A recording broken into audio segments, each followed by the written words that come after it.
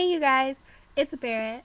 First of all, I would like to profoundly apologize for our lack of uploads from Amanda and I.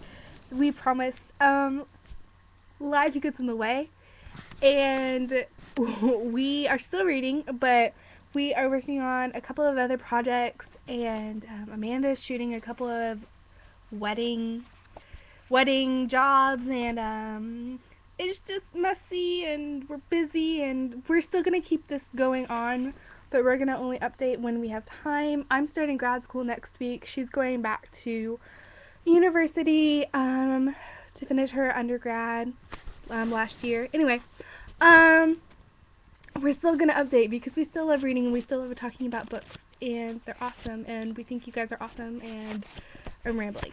Anyway, the point of this video is to talk about a book that is not on my list, but I read and I was like, oh my gosh, we have got to talk about this book. It is called Anna and the French Kiss by Stephanie Perkins. I love this book so much. I kind of want to date this book after I finished it. I wanted to like card date the shit out of it and take it home and meet my parents, and just, oh, it was such a good book. I started it New Year's Eve and I finished it New Year's Eve. I read it cover to cover in one setting, which is something that I never do. And I picked it up because I heard about someone else talking about it. I didn't really know what it was about. It sounded stupid to me just because of the title, and the cover is kind of chiclet-ish. And so I wasn't really sure what I was going to get into, and I read it and I was like, oh my gosh, this is one of the best contemporary young adult books I've read all year.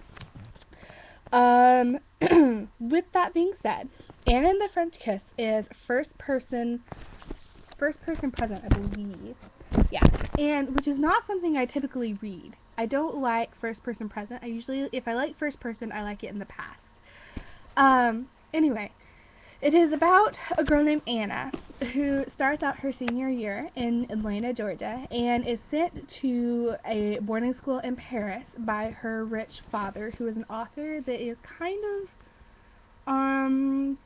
supposed to be like a Nicholas Sparks type author, and she does not get along with her dad, and she doesn't want to go. So she ends up in Paris begrudgingly and meets friends while she is there, but especially she meets a boy named St. Clair.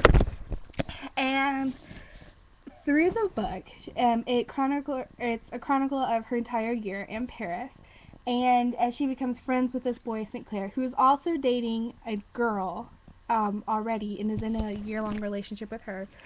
And so St. Clair and Anna become friends, and she goes through this whole, does he like me, does he not like me, are we just friends, are we more than friends thing, back and forth.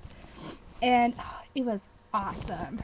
It's not only just a romance story between St. Clair and Anna, but it also tells Anna's struggles of being in Paris as an American, and the struggles of being and living and adapting to a new culture and a new country, and it illustrates a beautiful Paris through the eyes of a 17-year-old girl. This book is also witty, and it's smart, and it's funny as hell. I laughed so hard.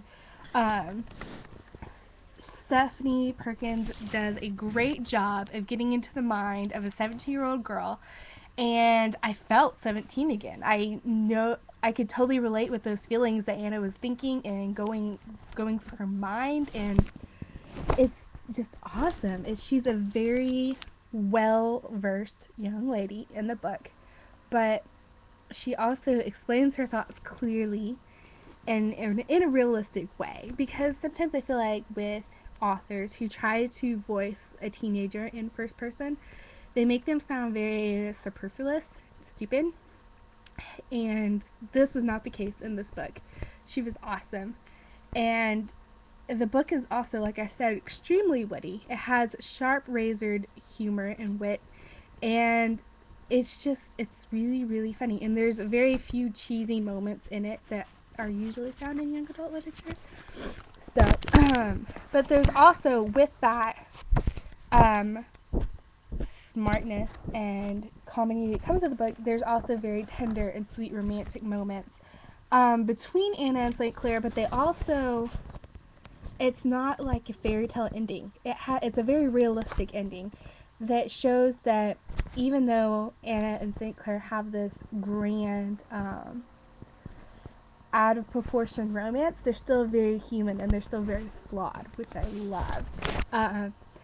St. Clair is made a beautiful and kind of like unattainable character, but then as the book progresses, you see that he does have flaws and that he is a real person and he does make mistakes, and it's so good. Okay, so the portion I am going to read to you from the book is when Anna is at home back in Atlanta for Christmas break, and she's having a hard time reacclimating to her home surroundings.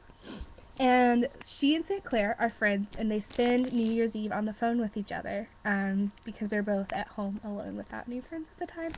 So anyway, this is the passage I'm going to read. And 3 hours later, when his midnight hits, we celebrate again. And for the first time since coming home, I'm completely happy. It's strange. Home. How I could wish for it for so long, only to come back and find it gone.